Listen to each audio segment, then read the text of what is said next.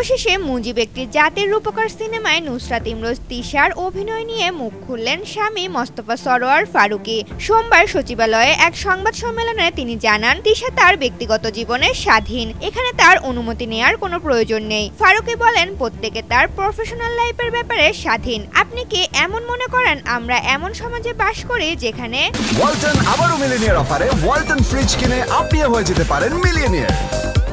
Millionaire ছড়াছড়ি দেশ জুড়ে, এটা শুধু ওয়ালটেনই পারে। আমার স্ত্রী তার প্রফেশনাল সিদ্ধান্ত নেওয়ার আগে আমার অনুমতি নেবে, অথবা আমি আমার প্রফেশনাল সিদ্ধান্ত নেওয়ার আগে আমি আমার স্ত্রীর অনুমতি নেব। আমি এমনটা মনে করি না। তিনি আরো বলেন, অভিনয় তিশার প্রফেশন, সে তার সিদ্ধান্ত নিয়েছে। তিশাই উত্তর দিতে পারবেন কোন পরিস্থিতিতে কেন তাকে মুজিব সিনেমায় অভিনয় করতে হয়েছে। অভিনয় তার প্রফেশন, এখানে আমার ভুল করার কি আছে আমি বুঝতে পারি নাই। উল্লেখ্য, মুজিব একটি জাতির রূপকার সিনেমায় শেখ মুজিবুর রহমানের স্ত্রী ফজিলাতুন্নেসা মুজিবের ভূমিকায় অভিনয় করেছিলেন নুসরাত ইমরোজ তিশা। সিনেমাটি পরিচালনা করেন ভারতের খ্যাতিনামা পরিচালক শ্যাম বেনেগাল।